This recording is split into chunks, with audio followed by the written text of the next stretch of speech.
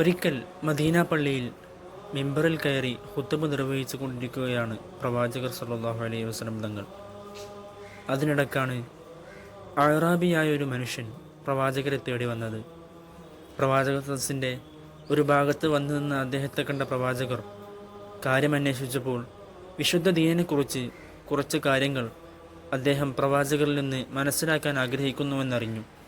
ഉടനെ ഖുത്ബ ഇടയിൽ വെച്ച് അവസാനിപ്പിച്ച് ഒന്ന് മിമ്പറിൽ നിന്നിറങ്ങി അദ്ദേഹത്തിൻ്റെ അടുത്തു ചെന്നു.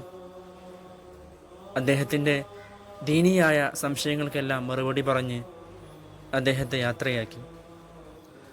അങ്ങനെ അദ്ദേഹം യാത്രയായപ്പോൾ പ്രവാചകർ സല്ലല്ലാഹു അലൈഹി വസല്ലം തങ്ങൾ വീണ്ടും മിമ്പറിൽ കയറി ഖുത്ബ പൂർത്തീകരിച്ചു.